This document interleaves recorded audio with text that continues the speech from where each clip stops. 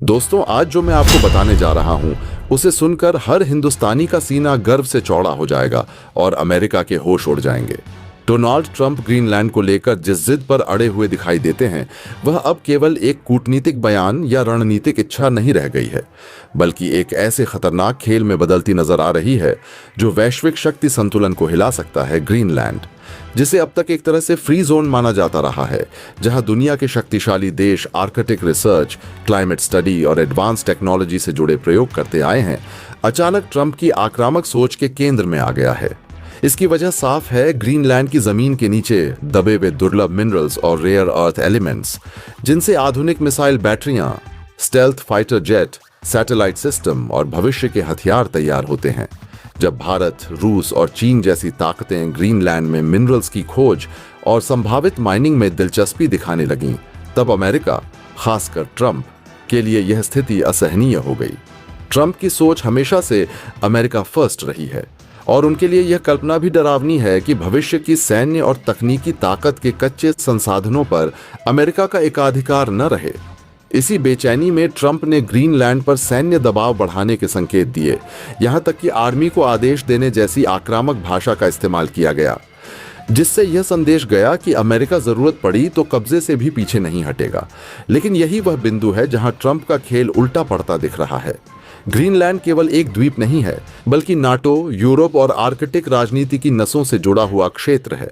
जैसे ही ट्रंप की मंशा खुलकर सामने आई, नाटो देशों के भीतर असहजता बढ़ने लगी, क्योंकि किसी सहयोगी देश द्वारा जबरन कब्जे की सोच पूरे गठबंधन की आत्मा पर सवाल खड़े करती है। यूरोपीय देशों को डर है कि आज ग्रीनलैंड है, कल कोई और क्षेत्र होगा। इसी बीच रूस और चीन ने भी साफ संकेत दिए कि आर्कटिक में एक तरफा सैन्य कदम को वे चुपचाप स्वीकार नहीं करेंगे, जबकि भारत की रणनीतिक चुप्पी भी अमेरिका के लिए चिंता का कारण बन रही है। नतीजा यह है कि ट्रंप की यह आक्रामक नीति अब उनकी उल्टी गिनती की तरह देखी जा रही है। अंतर्राष्ट्रीय विरोध, नाटो में दरार और वैश्विक मंच पर अमेरिका की नैतिक स्थिति का कमजोर होना, ग्रीनलैंड के मिनरल्स पर कब्जे का सपना जो ट्रंप को अजेय ताकत दिलाने वाला था, अब उसी के लिए राजनीतिक और रणनीतिक जाल बनता दिख रहा है, जहां हर कदम उन्हें और अकेला करता जा रहा है। पिछले 24 घंटों के अंदर दुनिया की सबसे बड़ी महाशक्ति कहे जाने वाले अमेरिका और उनके राष्ट्रपति डोनाल्ड ट्रंप के साथ जो हुआ है, उसने पूरी दुनिया के पावर बैलेंस को हिलाकर रख दिया है। अब तक ट्रंप को लगता था कि वह अपनी नेवी के दम पर और अपनी दादागिरी के दम पर किसी को भी डरा देंगे। वह भारत को 500% टैरिफ की धमकी दे रहे थे, वह भारत को झुकाने की कोशिश कर रहे थे। लेकिन भारत ने पिछले 24 घंटों में जो तगड़ा पलटवार किया है, उसने पेंटागन की नींद उड़ा दी है। ट्रंप ने सोचा भी नहीं होगा कि जिस समुद्री ताकत पर उन्हें इतना घमंड है, वही ताकत आज उनके हाथों से रेत की तरह फिसल रही है। हालात इतनी तेजी से बदले हैं कि वॉशिंगटन में बैठे अधिकारियों के पसीने छूट रहे हैं। भारत ने पिछले 24 घंटे के अंदर अंदर अमेरिका के ऊपर एक के बाद एक ऐसे ताबड़तोड़ कूटनीतिक और सैन्य प्रहार किए हैं कि अब खुद अमेरिका को भारत के आगे घुटने टेकने पड़ रहे हैं। जिस तेल के लिए, जिस वेनेजुएला के खजाने के लिए अमेरिका ने इतनी बड़ी साजिश रची थी, आज वह पूरा का पूरा खेल पलट चुका है। भारत की नौसेना जैसे ही नॉर्थ अटलांटिक ओशियन में दाखिल हुई, वहां मानो समंदर में बवंडर आ गया। अमेरिका जिसे अपना घर मानता है, वहां भारत ने अपनी मौजूदगी दर्ज करा दी है। ट्रंप का वो सपना कि वह वेनेजुएला के तेल पर कब्जा कर लेंगे, अब पूरी तरह टूटता हुआ दिखाई दे रहा है। भारत ने दिखा दिया है कि यह 2026 का नया भारत है, जो ना तो धमकियों से डरता है और ना ही पीछे हटता है। अब इस पूरे मुद्दे को लेकर दुनिया भर में बड़ी चर्चा शुरू हो गई है। हर कोई हैरान है कि भारत ने 7 समुंदर पार जाकर अमेरिका को कैसे ललकारा। आखिर क्यों ट्रंप को अपने कदम पीछे खींचने पड़े? क्या वाकई भारत ने अमेरिका की घेराबंदी कर ली है? इन सब बातों को लेकर आपके मन में कई सवाल होंगे। क्या भारतीय नौसेना ने अटलांटिक में घुसकर अमेरिका की समुद्री बादशाहत को हमेशा के लिए खत्म कर दिया है? 500% टैरिफ की धमकी देने वाले ट्रंप अचानक भारत की तारीफ क्यों करने लगे और अपने कदम पीछे क्यों खींच लिए? क्या वेनेजुएला के तेल के भंडार पर अब भारत का कंट्रोल होने वाला है और अमेरिका इस रेस से बाहर हो गया है? आगे इस वीडियो में हम आपको इन सारे सवालों के जवाब विस्तार से देंगे और वह सच बताएंगे जो मेनस्ट्रीम मीडिया आपसे छिपा रहा है। पिछले 24 घंटों को लेकर जिस तरह की सनसनीखेज चर्चा अंतर्राष्ट्रीय मीडिया, सोशल मीडिया और रणनीतिक विश्लेषकों के बीच देखने को मिल रही है, उसने एक बार फिर यह सवाल खड़ा कर दिया है कि क्या वाकई वैश्विक पावर बैलेंस एक निर्णायक मोड़ पर खड़ा है, या फिर यह महाशक्तियों के बीच चल रहे दबाव, बयानबाजी और रणनीतिक संकेतों का एक सुनियोजित मनोवैज्ञानिक खेल है। अमेरिका, जिसे दशकों से दुनिया की सबसे बड़ी सैन्य और समुद्री शक्ति माना जाता रहा है, और उसके राष्ट्रपति डोनाल्ड ट्रंप, जो अपने आक्रामक टैरिफ, कड़े बयान और अमेरिका फर्स्ट नीति के लिए जाने जाते हैं, लंबे समय से यह संदेश देते आए हैं कि अमेरिकी नौसेना और आर्थिक ताकत के सामने कोई भी देश टिक नहीं सकता। इसी क्रम में भारत को लेकर 500% टैरिफ जैसी कठोर धमकियों की बातें भी राजनीतिक गलियारों में उछाली गईं, जिनका मकसद साफ तौर पर दबाव बनाना और भारत को रणनीतिक आर्थिक मुद्दों पर झुकने के लिए मजबूर करना बताया गया। लेकिन इसी दावे के समानांतर पिछले 24 घंटों में जिस तरह भारत के कथित कूटनीतिक और सैन्य कदमों की चर्चा हुई है, उसने इस पूरे नैरेटिव को उलट-पुलट कर रख दिया है। क्योंकि अब यह कहा जा रहा है कि भारत ने न केवल जवाब दिया, बल्कि ऐसा जवाब दिया जिसने वॉशिंगटन और पेंटागन में बैठे रणनीतिकारों को दोबारा सोचने पर मजबूर कर दिया। हालांकि जरूरी यह समझना है कि आधुनिक अंतर्राष्ट्रीय राजनीति में हर सैन्य मूवमेंट या नौसैनिक अभ्यास केवल ताकत दिखाने का माध्यम नहीं होता, बल्कि वह एक संदेश भी होता है। और जब यह कहा जाता है कि भारतीय नौसेना की मौजूदगी नॉर्थ अटलांटिक ओशियन तक महसूस की गई, तो इसका अर्थ यह नहीं कि भारत ने अमेरिका के घर में घुसकर कोई सीधी टक्कर ले ली, बल्कि यह संकेत है कि भारत अब एक क्षेत्रीय शक्ति से आगे बढ़कर एक ऐसी नौसैनिक क्षमता विकसित कर चुका है जो वैश्विक समुद्री मार्गों पर अपनी उपस्थिति दर्ज कराने में सक्षम है। इसी तरह वेनेजुएला के तेल को लेकर दशकों से चल रही अमेरिकी रणनीति, प्रतिबंधों और भू राजनीतिक खेलों के बीच भारत की भूमिका को लेकर जो चर्चा तेज हुई है, वह इस बात को रेखांकित करती है कि ऊर्जा सुरक्षा के मामले में भारत अब केवल पश्चिमी दबावों पर निर्भर नहीं रहना चाहता, बल्कि बहुध्रुवीय दुनिया में अपने विकल्प खुले रखना चाहता है। और यही बात अमेरिका के लिए असहज होती जा रही है, क्योंकि जिस एक तरफा वर्चस्व की उसे आदत थी, वह धीरे धीरे चुनौती के दायरे में आता दिख रहा है।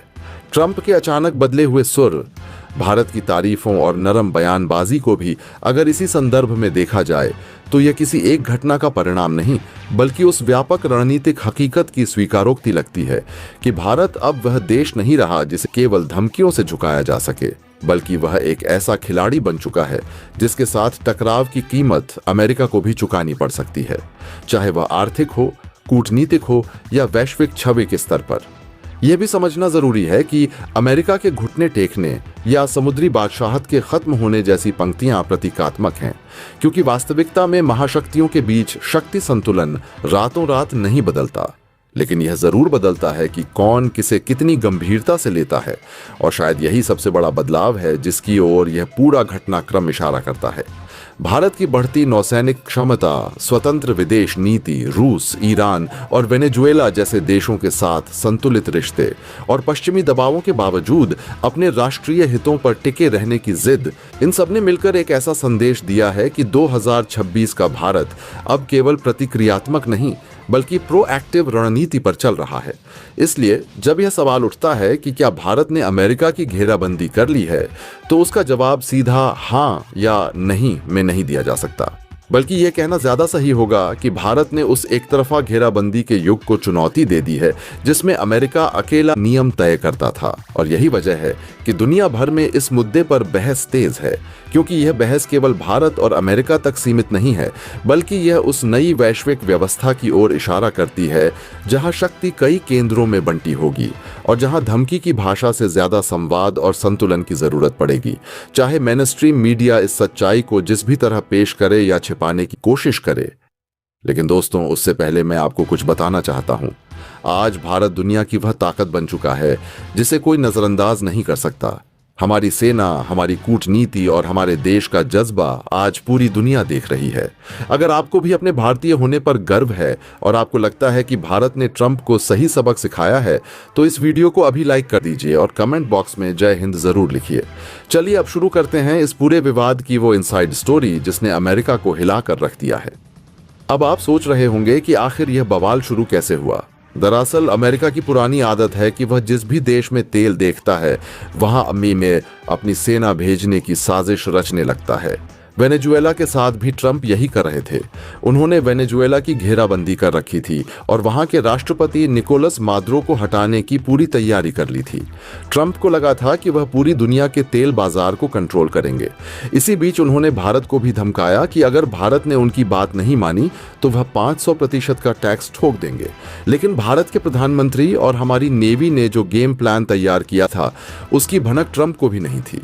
भारत ने सीधे फ्रांस के साथ हाथ मिलाया और यूरोप में अमेरिका के प्रभाव को कम कर दिया। इसके बाद भारत ने अपनी नेवी के सबसे घातक युद्धपोत अटलांटिक की तरफ रवाना कर दिए। जब पेंटागन के रडार पर भारतीय युद्धपोत चमके तो वॉशिंगटन में हड़कंप मच गया।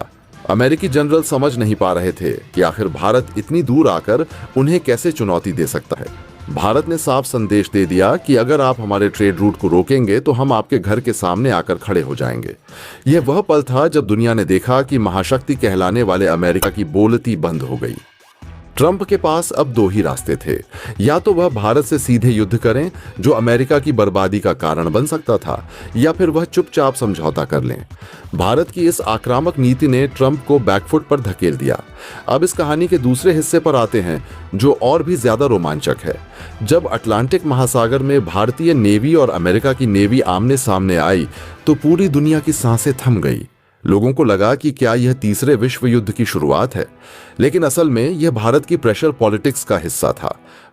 भारत की इस कथित अटलांटिक एंट्री को अगर केवल एक नौसैनिक मूवमेंट या तात्कालिक रणनीतिक प्रतिक्रिया के तौर पर देखा जाएगा तो यह उस पूरे भू राजनीतिक तूफान को नजरअंदाज करना होगा जिसकी आहट पिछले कुछ वर्षों से दुनिया महसूस कर रही है।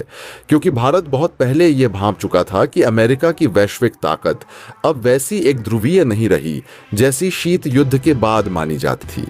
और यही कारण है कि जब अमेरिका ने वेनेजुएला के तट के पास रूस के दो विशाल तेल टैंकरों को रोककर यह संदेश देने की कोशिश की कि वह अभी भी समुद्रों का निर्विवाद मालिक है, तब यह सिर्फ रूस के लिए ही नहीं बल्कि भारत के लिए भी एक सीधी चुनौती थी। क्योंकि भारत जानता था कि ऊर्जा सुरक्षा, डॉलर के प्रभुत्व और समुद्री व्यापार के रास्ते, ये तीनों एक दूसरे से गहराई से जुड़े हुए हैं और इनमें से किसी एक पर भी हमला भारत के दीर्घकालिक राष्ट्रीय हितों पर सीधा वार है। यही वजह है कि जब रूस ने भारत से मदद मांगी तो यह कोई भावनात्मक दोस्ती का मामला भर नहीं था, बल्कि ठंडे दिमाग से लिया गया एक ऐसा फैसला था जिसमें भारत ने यह तौल लिया था कि अमेरिका इस वक्त रूस, चीन और भारत तीनों से एक साथ टकराने की स्थिति में नहीं है। क्योंकि यूक्रेन युद्ध ने पहले ही अमेरिका और नाटो की सैन्य, आर्थिक और राजनीतिक ऊर्जा को काफी हद तक जकड़ रखा है। चीन के साथ इंडो पैसिफिक में चल रहा तनाव अलग सिरदर्द बना हुआ है और ऐसे में भारत को खुली चुनौती देना अमेरिका के लिए एक महंगा सौदा साबित हो सकता था। इसलिए जब भारतीय नौसेना के युद्धपोत और कमांडो अटलांटिक की लहरों पर पहुंचे तो यह सिर्फ 2 टैंकरों की सुरक्षा का सवाल नहीं था, बल्कि यह एक ऐसा कूटनीतिक संदेश था जिसे वॉशिंगटन से लेकर ब्रुसेल्स तक हर रणनीतिक थिंक टैंक ने बहुत ध्यान से पढ़ा। भारत ने यह दिखा दिया कि वह अब केवल हिंद महासागर तक सीमित रहने वाली शक्ति नहीं है, बल्कि वह ग्लोबल कॉमन्स यानी अंतर्राष्ट्रीय समुद्रों में भी अपने हितों की रक्षा करने की क्षमता और इच्छा शक्ति दोनों रखता है। और यही वह बिंदु था जहां ट्रंप की पूरी गणित गड़बड़ा गई। क्योंकि ट्रंप की सोच हमेशा से कारोबारी रही है।